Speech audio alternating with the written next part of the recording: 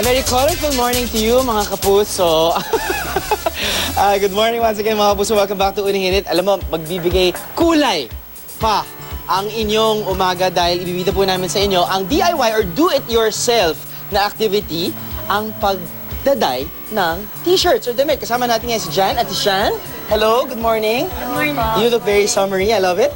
Okay, so paano tayo mag-dye ng mga damit? So first, sabihin ko muna yung mga materials. So may dye tayo. Meron And then tayong dye. water, dapat boiling water. And then studs for the design. And Alright. then rubber bands. Okay. And white shirt, then shorts. Yung shorts, pwede siyang white, pwede siyang maong. Pag maong, para mas kumapit yung kulay, dapat i-bleach natin Bleach. muna siya. Teka, tinatanong ni Aljur, dahil syempre kasama siya, no? Gusto niya tumulong, kung pwedeng i-dye ang kanyang gray shirt.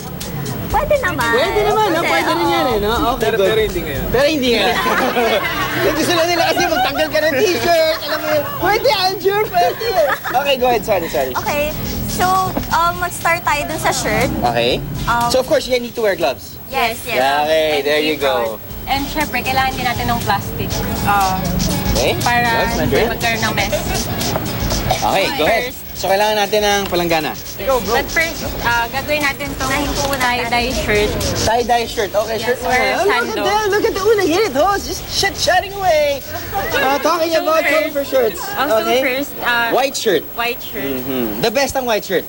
So, gagawin natin first, kailangan natin mahanap yung center. Yung center nito ay yung katapat ng yung under. Okay. Yes, sa kilikili. Kilikili. So, pinch the middle. Pinch the middle. Yes. And then twist it. Twist so, ikot lang natin it. siya.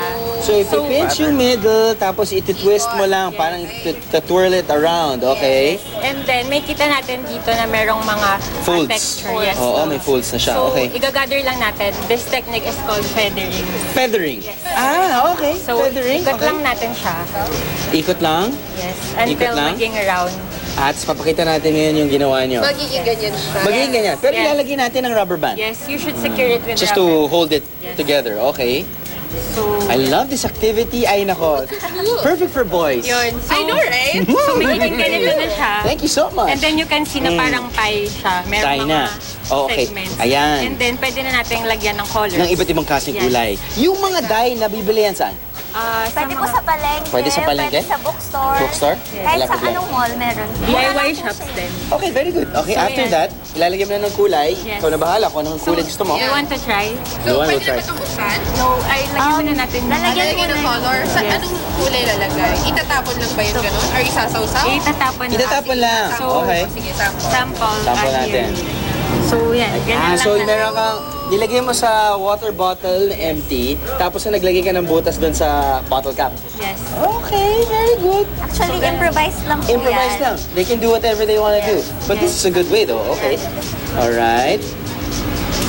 And then after that, sabihin natin, nalagay mo na ng kulay. Yan. How long does it take para maging permanent siya sa t-shirt?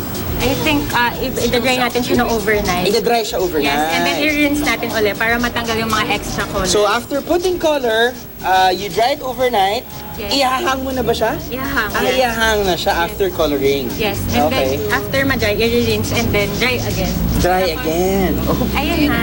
So, tanggalin na natin. Yan. So, pwede na ganun Right. yan. Question. Pag ilalaba ba, matatanggal yung ano? No. Yung kulay? No. Hindi. Ano na siya? Permanent na siya. Permanent na siya. Okay. Basta wag lang kayo maglagay ng ano, chloro. Yes, of Okay? course. Kasi mapuputi yan. Ayan. Okay. Magiging. Alright mga kapuso yan. Pwede na kayong gumawa ng sarili niyong tie-dye clothing. Babalik po ang unang hirit. Okay guys, bro, Ajor. Take it off. Yan na. Oh, bro. Huwag gayon.